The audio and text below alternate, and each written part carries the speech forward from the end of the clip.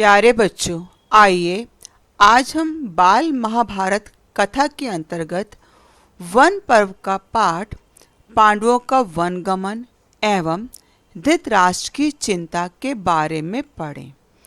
जिस समय पांडव दूधकीड़ा में हार गए थे तो उन्हें 12 वर्ष का वनवास हुआ था और 1 वर्ष का अज्ञातवास। जिस समय वायदे के अनुसार वे वहाँ से चले तब उनके बारे में धृतराष्ट्र चिंता करने लगे। तो आइए हम उनकी चिंता के बारे में पढ़ें। जब पांडव द्रौपदी को अपने साथ लेकर वन की ओर प्रस्थान करने लगे तो धृतराष्ट्र ने विदुर को बुलाया और पूछा, विदुर, मैं कुछ देख नहीं सकता हूँ, तुम्हें बताओ कि पांडु के बेटे और द्रौपदी कैसे जा रहे हैं। विदुर ने कहा, कुंती पुत्र युधिष्ठिर अपना चेहरा ढक कर जा रहे हैं। भीमसेन अपनी दोनों भुजाओं को निहारते हुए, अर्जुन अपने हाथ में कुछ बालू लिए हुए उसे बिखेरते हुए, नकुल और सहदेव अपने सारे शरीर पर धूल रमाए हुए युधिष्ठिर के पीछे पीछे जा रहे हैं। द्रौपदी ने अपने बिखरे हुए केशों से पूरा मुंह ढक लिया है और आंसू बहाती हुई युधिष्ठिर के पीछे पीछे चल रही है। ये उस समय का वर्णन है जब पांडव वनवास के लिए चल पड़ते हैं। तब धृतराष्ट्र विदुर से उनके जाने के बारे में पूछते हैं। विदुर उनको उस सारी स्थिति से अवगत कराते हैं कि वो किस ढंग से वन की ओर प्रस्थान कर रहे थे। यह सुनकर धृतराष्ट्र की चिंता और आशंका पहले से भी अधिक प्रबल हो गई। प्रबल अर्थात दृढ़ मजबूत हो गई। धृतराष्ट्र इस सारी बातों को सुनकर और अधिक चिंता में डूब जाते हैं, क्योंकि उन्हें यह लगता है कि पांडव अब किसी न किसी तरीके से उनके पुत्र दुर्योधन का अहित करेंगे। विदुर बार बार धृतराष्ट्र से पांडवों के साथ संधि करने का आग्रह करते रहते थे और इसी भांति उन्हें उपदेश भी दिया करते थे। वो उन्हें समझाने का प्रयास करते थे कि पांडवों से समझौता कर लो, संधि कर लो, और इसीलिए वो बार बार उनसे आग्रह करते थे। विदुर की बुद्धिमानी का धृतराष्ट्र पर काफी प्रभाव था, अर्थात विदुर जब भी उनको कोई बात समझाते थे तो उनकी बुद्धिमत्ता के कारण वे उनकी बातों को पर अमल करते थे, उन्हें मानते थे।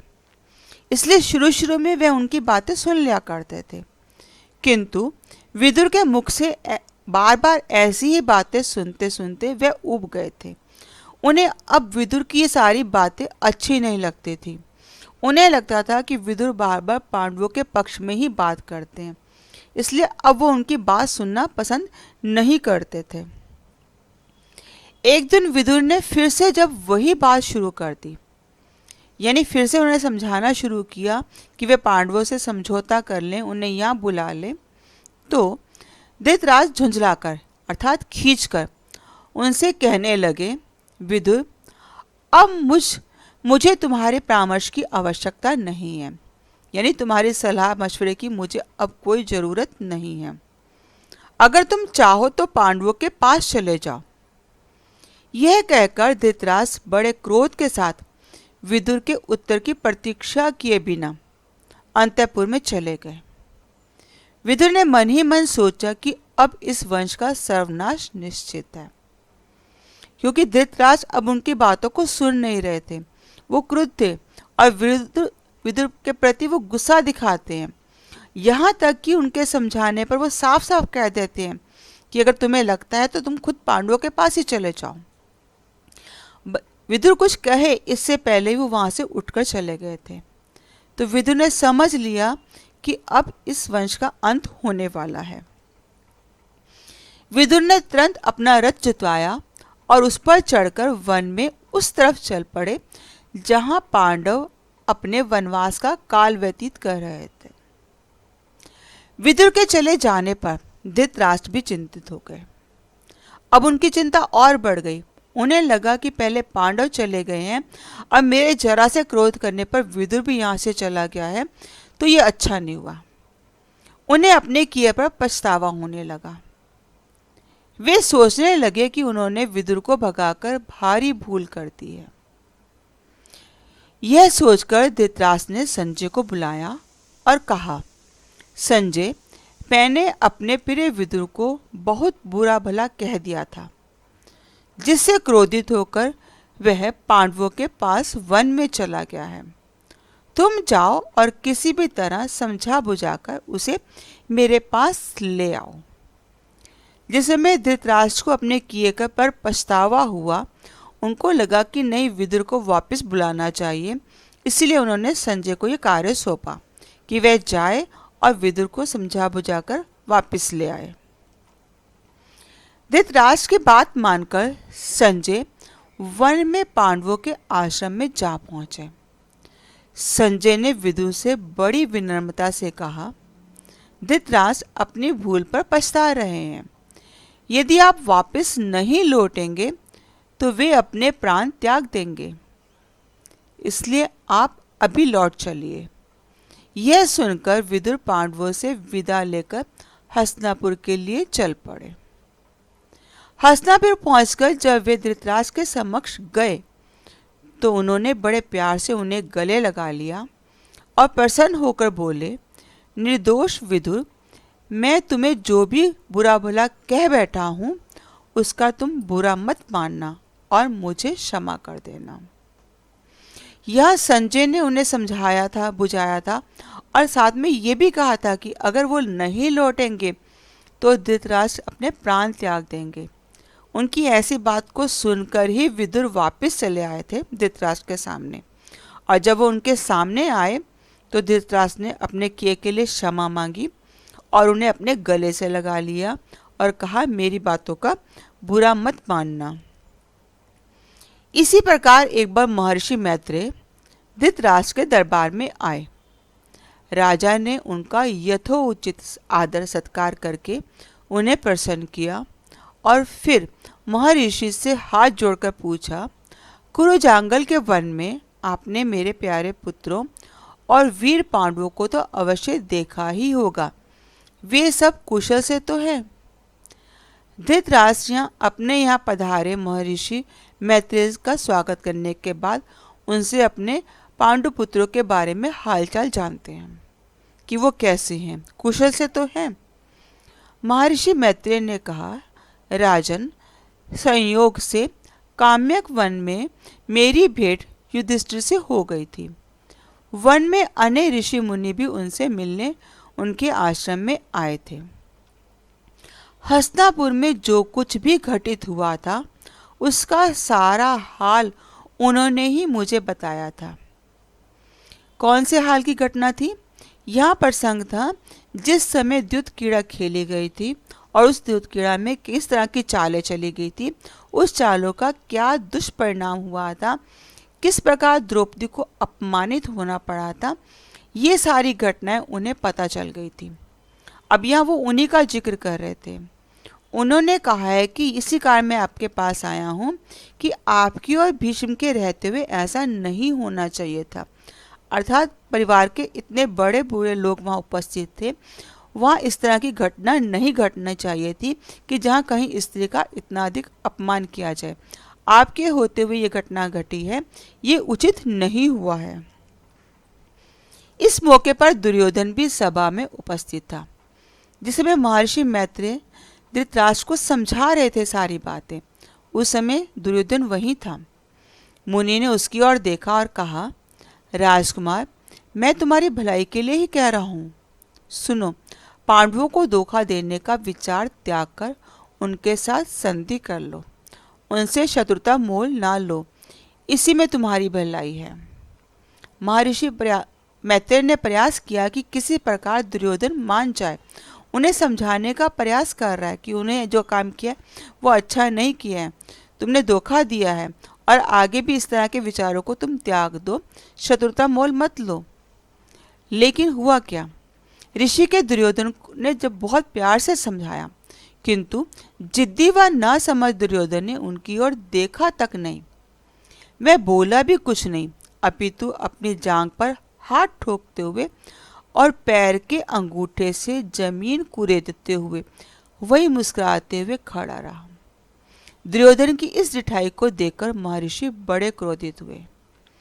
जहां तो महर्षि मैत्रेय से समझाने का प्रयास कर रहे हैं, वहां दुर्योधन जो जिद्दी स्वभाव का है, ना समझ है, वो महर्षि की बातों को सुनता तक नहीं, उनकी तरफ देखता नहीं, यहाँ तक कि वो मुस्कुराता रहता है और पैर के अंगूठे से जमीन को कुरेदता है।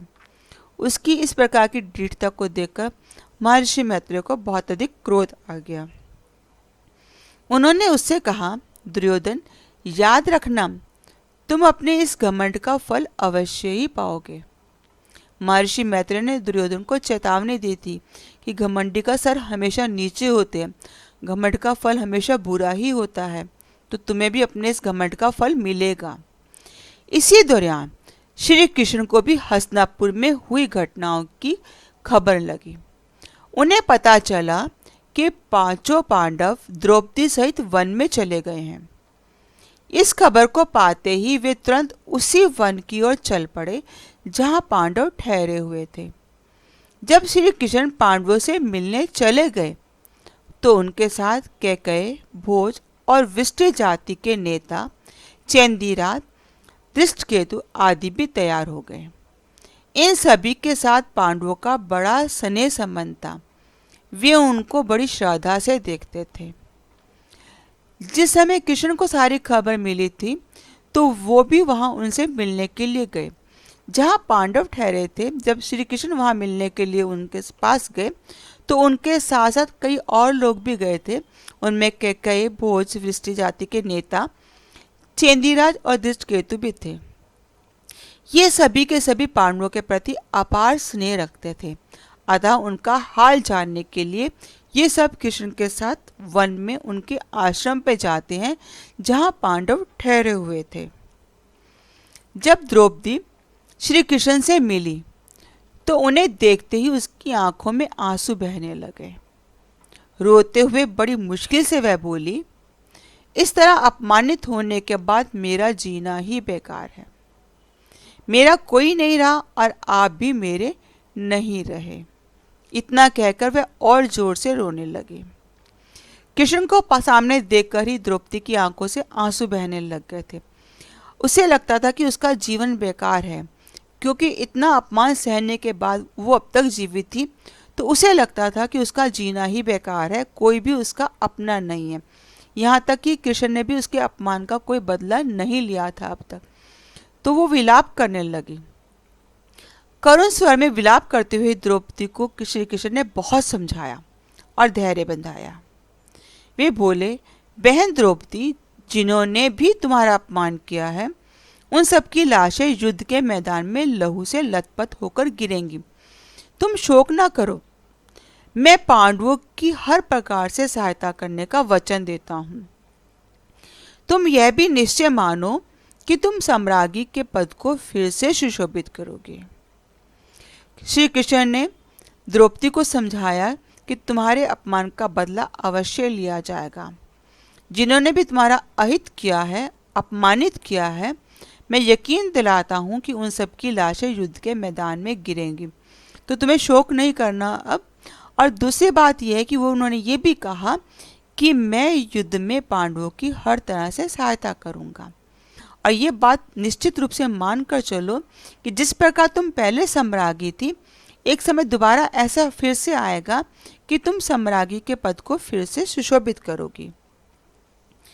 धृष्टद्युम्न ने भी बहन को सांत्वना दी और समझाते हुए कहा कि श्री कृष्ण की यह प्रतिज्ञा अवश्य पूरी होगी।